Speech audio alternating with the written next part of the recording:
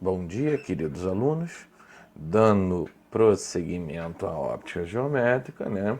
Vamos lá para a nossa terceira parte, né? Ainda na parte introdutória, né? Claro que hoje vai começar a falar de reflexão também. Então vamos lá. Nós tínhamos visto, né, visto essa imagem na semana passada, na apresentação passada, onde eu vejo a sombra, eu tenho o sol, eu tenho o objeto e tenho uma sombra. Eu posso calcular o objeto através do tamanho da sua sombra. Claro, eu tenho que ter referência também de um outro objeto, né? Saber a altura e o tamanho da sombra desse outro objeto. Isso nós vamos ver uma relação trigonométrica, tá? Olha lá, eu posso medir a altura de um prédio através das sombras formadas, tá? Do prédio e de um objeto menor ou maior, tanto faz, certo? Só que eu tenho que saber qual é esta altura. Isso é uma relação trigonométrica, né? Aqui, ó, a altura do objeto maior e o x é o tamanho da sua sombra, a altura do objeto menor, y é o tamanho da sua sombra, tá? Então, ó, eu tenho a correlação, a altura do objeto maior sobre a altura do objeto menor, igual sombra do objeto maior sobre a sombra do objeto menor, tá? Não se preocupem, eu vou postar junto com esse vídeo um vídeo também de exercícios, onde nós temos exercício de cálculo de altura, tá bom? Então vamos lá. Câmara escura de orifício. O que é câmara escura de orifício? É o princípio da câmera fotográfica, certo? É o princípio da câmera fotográfica, né? Lá nos primórdios, né, a ideia principal da câmera fotográfica veio através dessa câmara de orifício. E como é que ocorre aqui? Você tem um objeto, você tem aqui uma câmara escura, né, onde eu vou ter um pequeno orifício. Esse objeto, a luz vai bater nele, vai refletir e entrar nessa câmara. Aqui atrás você vai ter um papel, né, de filme, sensível a filme. Máquina fotográfica antiga era assim, tá? E aqui vai ser marcado essa luz que vai entrar pela câmera ou pela câmera. Hoje em dia você tem um sensor de imagem, né? Você não tem mais um filme, certo? Que depois você teria que revelar, tá? Beleza? Ótimo. Aqui eu coloco para vocês dois vídeos, um da experiência, né, de uma câmera escura e outra explicando câmera escura e o nosso olho, tá? Aconselho os senhores a assistirem. É bom, entendeu? Para completar o conhecimento. Beleza? A câmera escura, gente, vamos lá. Ela tem o objeto, tamanho da imagem. Tem um objeto, tem o tamanho da imagem. Observe que o tamanho da imagem sempre vai ser menor que o tamanho do objeto, óbvio. Certo? Beleza. Eu tenho também a distância, o DI e o DO. Quem é o DI? DI é a distância da imagem. Na verdade, é a profundidade da câmera. E o DO, a distância que o objeto está até o furo. Certo? Isso alterando, você vai interferir no tamanho dessa imagem. Às vezes até do foco também. Tá? Reflexão da luz. O que é a reflexão da luz? Reflexão da luz é quando a luz bate numa superfície e volta para o mesmo meio. Você tem reflexão e você tem refração da luz. Qual é a diferença? A reflexão, ela bate e volta para o mesmo meio. A refração, ela bate e atravessa pelo meio. Vou dar o exemplo da refração, que nós vamos ver mais à frente, tá? A refração é quando a luz passa por uma água. É uma refração. Reflexão não, é o espelho. A luz bate e volta. certo? Isso é reflexão. Na reflexão, observa lá, esse é o exemplo da reflexão. Eu tenho um objeto aqui, refletor, pode ser um espelho, tá? Até para ficar mais fácil para entender. E aqui eu tenho um laser. Ele bate, ó, raio incidente e ele reflete. Esse que incide, o nome já disse até, raio incidente. E o que reflete aqui, raio refletido. Tá? Nós temos dois tipos de reflexão. A reflexão regular e a reflexão difusa. Observe que a regular, todos os locais que ela vai bater, ela vai refletir do mesmo jeito. Já a reflexão difusa não. Cada local que ele bater, ele vai refletir de uma forma diferente.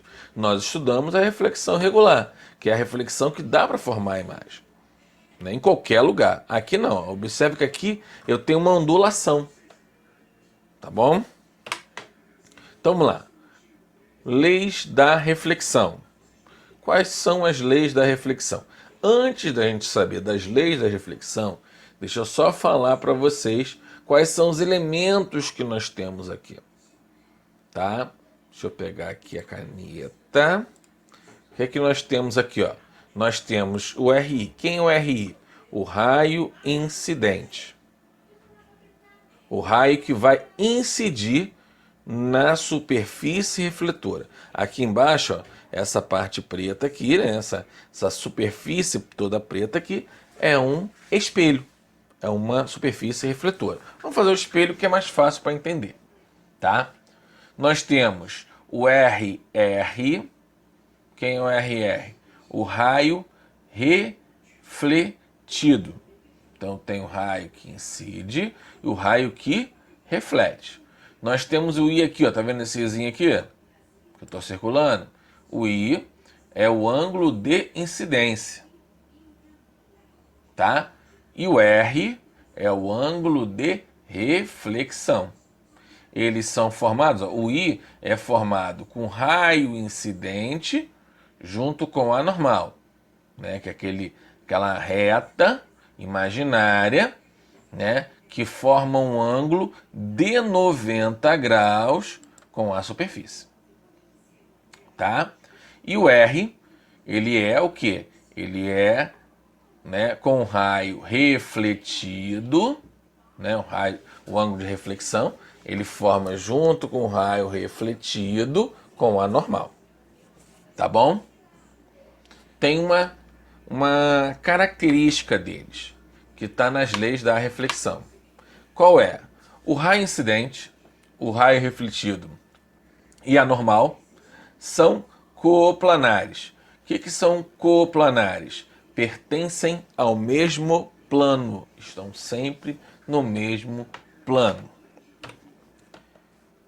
Para qualquer tipo de reflexão, regular, é claro, o I, o ângulo de incidência, é sempre igual ao ângulo de reflexão. Lembrem sempre disso. Então, se eu tenho, vou voltar na apresentação anterior, se eu tenho esse ângulo aqui como 30 graus,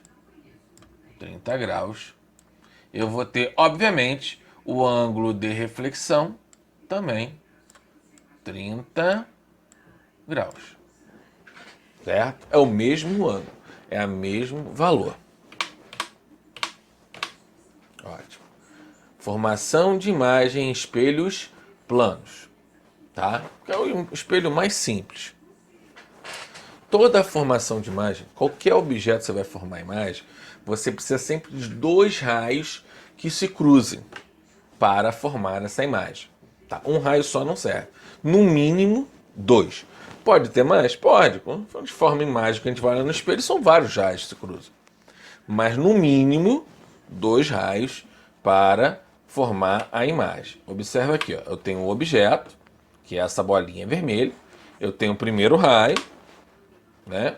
Vai refletir, ó, e o outro raio. Observa lá,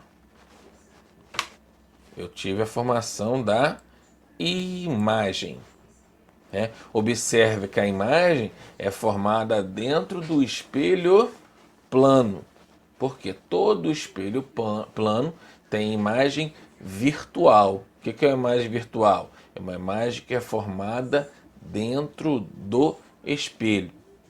Lembrando, a mesma distância que o objeto tem do espelho é a mesma distância que a imagem tem para dentro do espelho. Então, se é que eu tenho 10 centímetros, a imagem também vai estar para dentro do espelho 10 centímetros. Tá? Aí temos aqui um quadro de Monet, né, retratando um espelho, certo? Tá aqui, ó. Objeto real, imagem virtual. Entendeu? Naturalmente, imagem virtual, ele é prolongamento do raio, tá, gente? O raio não vai passar por dentro do espelho, né? Ele bate e reflete, mas aí eu tenho um prolongamento desses raios que forma a imagem. Tá? Aqui, ó. Objeto, imagem. Tá? Formado igualzinho. Essa imagem, toda imagem do espelho plano é virtual, porque a imagem está no espelho, é direita, por que direita? Porque tanto o objeto como a imagem estão na mesma direção. Se fosse invertido, um estaria de cabeça para baixo, do mesmo tamanho e simétrico. Tá? Então eles são iguaizinhos. Né? Não é menor, não é maior. Ah, professor, existe? Existe no espelho esférico. Espelho plano não. Espelho plano, todos eles são a mesma imagem. Certo?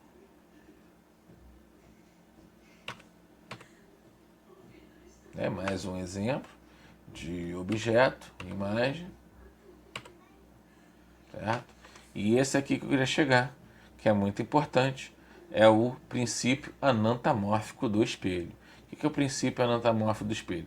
Ele inverte, né, as letras. Né? O que é direito vira esquerdo, né, no espelho. Tá? E ele inverte as letras. É o característica anantamórfica do espelho. Por isso que muitas vezes ambulância, bombeiro, ele vem com a letra ao contrário, né? Para que você, quando olhe no retrovisor do carro, você consiga ver normalmente. Certo? Quando eu associo espelhos, né, dois espelhos, eu formo uma determinada imagem.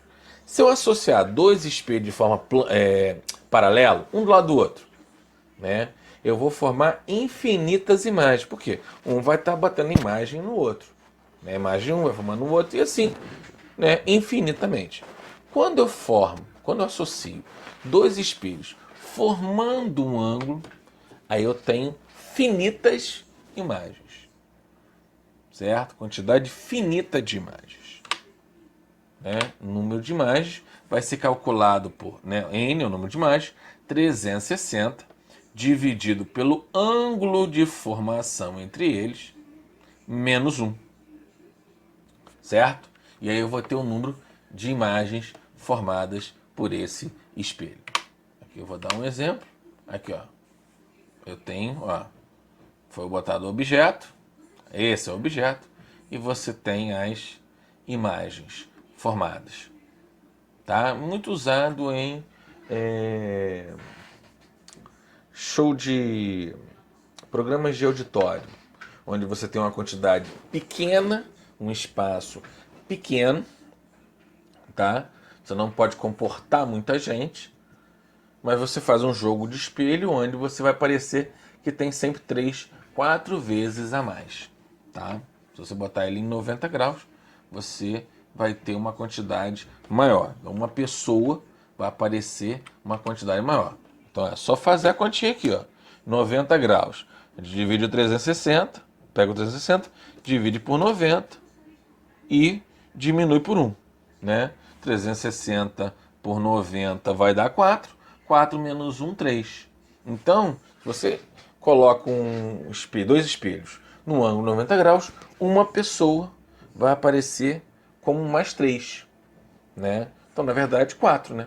Que é ele mais 3 dele, numa imagem de câmeras, tá? Num jogo de câmeras. Certo? Observe agora aqui, ó. Entendeu? Ó, 90 graus, é aquilo que eu tinha falado. Aqui eu diminuí um pouquinho o ângulo. Houve uma diminuição do ângulo. Você tem uma quantidade maior de imagens. Tá bom? Beleza. Não deixem de assistir o vídeo da resolução de exercícios.